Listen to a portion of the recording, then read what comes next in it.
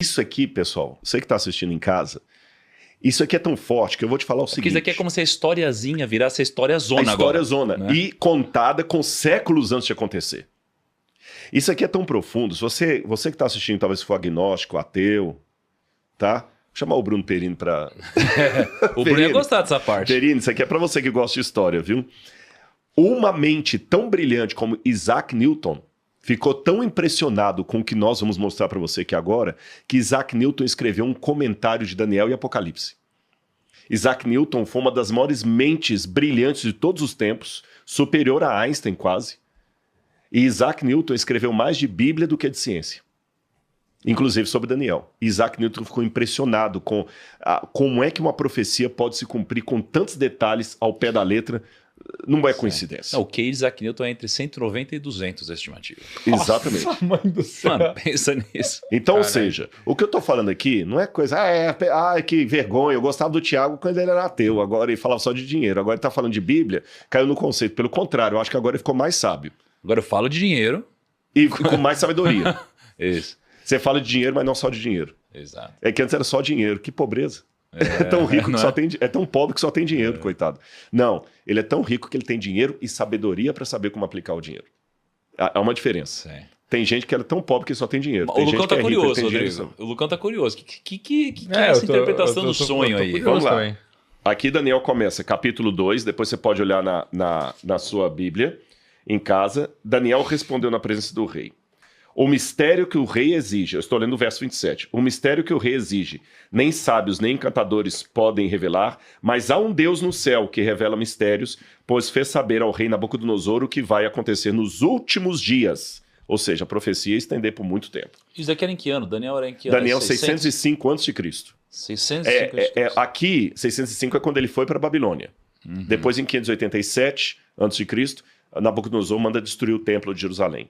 Então, esse sonho aqui pode ter sido por volta de 601 a.C., nessa época, assim, depois de 3 anos que Daniel estava ali na Babilônia. Nesse 605, 3 anos, por volta de 602 a.C., 601.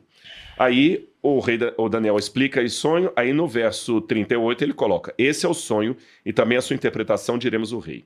O Senhor, ó rei, que é rei dos reis, a quem o Deus do céu conferiu o reino, o poder e a glória, em cujas mãos foram entregues os filhos dos homens, onde quer que eles habitem, os animais do campo e as aves do céu, para que dominasse sobre todos eles, tu, ó rei, és a cabeça de ouro. Então a cabeça de ouro representava... Aí quando você fala, então é Nabucodonosor? Sim e não. Porque naquela época, eles mesclavam a figura do rei com a figura do reino. Tá certo? É como se eu falasse assim, a Casa Branca anunciou, a Casa Branca foi o presidente. Mas a gente fala a Casa Branca, ou o presidente. Você fala Hitler ou a Alemanha nazista. Você mistura Napoleão ou a França napoleônica, né? Mussolini ou a Itália fascista. Então você mistura o rei com o reino dele. Então a cabeça é Nabucodonosor. O domínio, entre aspas, mundial, não literalmente mundial, mas a superpotência da época. Depois do Senhor se levantará outro reino inferior ao seu, e um terceiro reino de bronze. Então eu já sei que as partes da estátua são reinos, e um sempre inferior ao outro. E de fato, a prata vale menos no mercado que o ouro, o bronze vale menos do que a prata, o ferro vale menos que o bronze, e o ferro misturado com barro, o ferro enferrujado, vale menos que o ferro puro. Só um pequeno PS, é interessante isso, porque assim, o preço dos metais preciosos eles mudaram ao longo do tempo. Então você falar o que continua até hoje valendo da mesma forma, isso também é uma informação muito relevante. Tipo, o alumínio no passado, ele valeu mais do que outros metais preciosos, o alumínio. E aí, de repente, o alumínio perdeu completamente valor e a gente usa hoje para embrulhar pão. Então, quando você vê a informação há tanto tempo atrás, que hoje continua na mesma hierarquia, isso também é uma prova importante. Então, para resumir, ele fala, então virá um reino depois do seu e depois do seu. Então, agora, para resumir, eu vou falar quais são esses reinos. Esse aqui é Babilônia. A Babilônia durou de 606 a.C., 612, quando Nabopolassar domina a Assíria, até 538 a.C., quando a Babilônia cai. E a Babilônia cai de uma maneira que ninguém esperava. Quem assume o poder era um reino inferior, a Medo-Pérsia. Você tem 2 reis, Dario e Ciro, que eles se juntam, tio e sobrinho, e sabe como é que eles conquistam a Babilônia? Sem derramamento de sangue. Sim. Eu vou deixar a conquista da Babilônia para contar no capítulo 5. Acabou de chegar. Tá bom? Mas a Medopérsia também caiu por um reino inferior, a Macedônia. Quando um jovem macedônio chamado Alexandre Magno, Alexandre o Grande, conquista a Macedônia, depois a Grécia e vai conquistando o mundo, e ele domina a Medopérsia. Lembra por exemplo, o filme Alexandre, que está passando aí? Então é aqui, ó, é a Grécia. Então, se a Medopérsia, e ó, interessante, 2 braços, Média e Pérsia. E só um detalhe, nós não vamos falar hoje aqui, porque senão ia ficar até o Natal, mas essa mesma profecia é repetida no capítulo 7 e 8, com mais detalhes que nem estão aqui. Tá bem? Por exemplo, no capítulo 7 vai falar que um reino era maior do que o outro, e a Média era maior do que a Pérsia era maior do que a Média. Aí vem Alexandre o Grande. 331 a.C. é a época de Alexandre o Grande. Então eu tenho 606 a 538, Babilônia, 538 a 331, a Medopérsia, 331 a.C. até 323, Alexandre o Grande. Aí, no capítulo 7, deixa eu só dar esse detalhe aqui, porque didaticamente vai ser importante. Daniel vai falar que esse reino representado pelo quadril de bronze, ele iria ser destruído sem esforço de mãos. Ele mesmo ia quebrar. E depois que ele quebrasse, 4 reinos iam se levantar dele.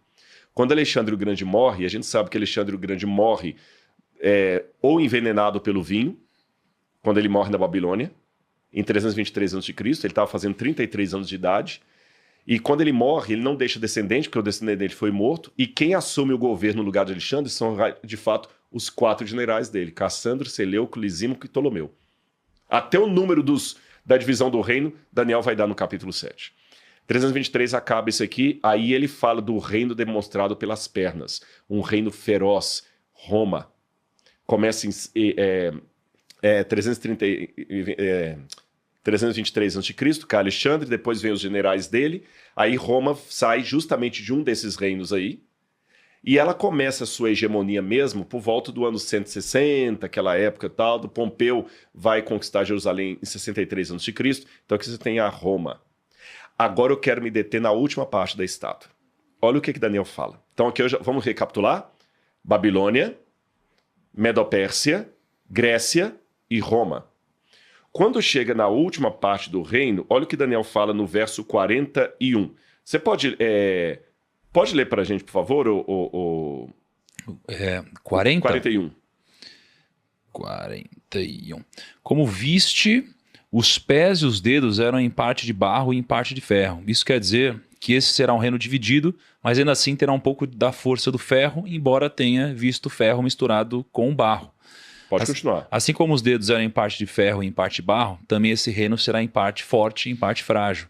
E como viste, o ferro estava misturado com o barro. Isso significa que se buscarão fazer alianças políticas por meio de casamentos, mas a união decorrente dessas alianças não se firmará, assim como o ferro não se mistura com o barro. Vou parar aí. Então a gente aprendeu que esse último aqui seria a continuação da perna dividida. Tá certo? Tanto é que é ferro misturado com barro. Aqui mudou o metal, aqui mudou o metal, aqui mudou o metal. Aqui não, só misturou com barro. O que aconteceu em 476 depois de Cristo? Roma ocidental foi dominada pelos povos bárbaros. Vieram os vândalos, os érulos, os ostrogodos, os lombardos, os suevos, os francos, os saxões, vários grupos bárbaros que estavam ao redor de Roma, eles descem e em 476 depois de Cristo eles conseguem entrar na capital, matam o imperador de Roma e aí cai Roma ocidental. E eles dividem o Império Romano em várias etnias dos próprios bárbaros ali, tá certo? E aí que vão surgir, por exemplo, os suevos viram Portugal. Os gálios e francos viram a França. Os saxões viram a Inglaterra. Por isso que a língua saxônica, né? Os lombardos, os alemanos viram a Alemanha. Os vândalos, érulos e ostrogodos viram a Itália. E Daniel também falou que esses 3 reinos iam cair para subir uma hegemonia na Itália. E no capítulo 7. E acontece exatamente isso. Os vândalos, érulos e ostrogodos caem e aí surge uma hegemonia, que é a hegemonia papal. E aí você tem esses reinos formando os países da Europa ocidental hoje. Mas o último, você falou que eles teriam, por um lado, a força do ferro, por outro lado, a fraqueza do barro. Você tem realmente uma superpotência, que é a Alemanha, França, o Reino Unido, mas você tem Portugal, que já é mais fraco, a Espanha, que é mais fraca. Tanto é que quem domina hoje a União Europeia é França e Alemanha, economicamente. A Itália já sempre foi mais fraca. Mas tem um detalhe também que o Thiago falou. Eles vão tentar se misturar, mas não vão conseguir. Durante várias épocas houve tentativa de unificar. O Napoleão tentou unificar a Europa, não conseguiu. Carlos Magno tentou unificar a Europa, não conseguiu. Falei Napoleão, né? Adolf Hitler tentou dominar a Europa e unificá-la e não conseguiu. Mas deu mais um detalhe. Diz também que eles iam se unir por intermédio de quê? Casamento. Teve uma época na história da Europa Ocidental que era todo mundo casando com todo mundo. Por exemplo, a Rainha Vitória foi chamada de avó da Europa, porque ela tinha descendentes em todos os lugares do mundo. O sobrinho neto dela, o neto ou sobrinho neto, agora eu não lembro, que era o Wilhelm, da Prússia, da Alemanha, era neto dela. Vamos pegar o Dom Pedro I, por exemplo, do Brasil. O Dom Pedro I era filho de Dom João VI, que era rei de Portugal, casado com Carlota Joaquina, que era princesa da Espanha. E Dom Pedro, por sua vez, era casado com a princesa da Áustria, gente, a Leopoldina, que era da Áustria. Já percebeu quantas uniões de matrimônio teve na Europa? Se você fizer uma história mesmo do surgimento da Europa, a Europa, todo mundo tinha parente em todo lugar, e mesmo assim ela não se unificava. Depois houve a tentativa do mercado comum europeu para unificar a Europa. Não conseguiram. Eu fui mochileiro na Europa antes da União Europeia. E nessa época eu lembro que a gente ia para Portugal, usava o escudo. Ia para a Itália, usava a lira. Ia para a França, usava o franco. Cada país tinha uma moeda. Aí já estava anunciando, nessa época lá, a União Europeia. E eu lembro que eu, na França, conversando com um francês que não queria acreditar na Bíblia, eu falei assim, essa União Europeia, ela não vai vingar. Por quê? Vai, lógico. Tá. Porque a profecia diz que eles vão conseguir uma aliança, mas que não será duradoura. A Europa nunca mais vai se unir. E, de fato, eu já estava prevendo o Brexit, e eu não sou profeta. Tanto é que o Brexit teve. A Inglaterra saiu, a União Europeia hoje ela existe ainda, não sei por quanto tempo vai existir, mas ela não tem aquela força que todo mundo esperava de uma união, e os países continuam independentes. Itália é Itália, Portugal é Portugal, Espanha é Espanha, França é França. Tá certo? Exatamente como a profecia disse, eu estou falando há séculos no passado. Sim. Agora, antes de passar para o próximo versículo que eu queria que você lesse, Tiago, raciocina comigo, é uma questão de inteligência. E lembra, isso aqui não é coisa de crente retardado, não. Isaac Newton acreditou nisso. Será que Isaac Newton era um babaca? Eu creio que não. Para mim, do ponto de vista acadêmico, é mais fácil acreditar que tem uma mão divina por detrás da história do que crer que tudo isso é coincidência. É só coincidência. É muita coincidência para ser só coincidência. A profecia acertou desde Daniel até hoje. Agora lê o próximo verso, por favor, Tiago. No verso 44. Na época desses reis, o Deus do céu estabelecerá um reino que jamais será destruído e que nunca será dominado por nenhum outro povo. Destruirá todos os reinos daqueles reis e os exterminará. Mas esse reino durará para sempre. Verso 45. E aí, esse é o significado da visão da pedra que se soltou de uma montanha sem auxílio de mãos, pedra que esmigalhou o ferro, o bronze, o barro, a prata e o ouro. O grande Deus? O Deus poderoso mostrou ao rei o que acontecerá no futuro, o sonho é verdadeiro e a interpretação é fiel. E eu posso dizer que é fiel mesmo. Ou seja, nós estamos vivendo em que parte da estátua? Na cabeça? Não. Nós estamos vivendo aqui na divisão. E é nos nossos dias que Deus vai suscitar um reino dos céus. Por isso que eu prego em todo lugar que eu vou, falo mesmo. Jesus voltará. A segunda vinda de Cristo foi profetizada e ela acontecerá nos nossos dias. Quando, Rodrigo? Não sei. Não sei se vai ser daqui a 1 ano, 2 anos, 10 anos. A gente pode tentar algum prognóstico, mas assim, com parcimônia para não virar profetado. Que ninguém sabe o dia exato, mas a profecia vai se cumprir.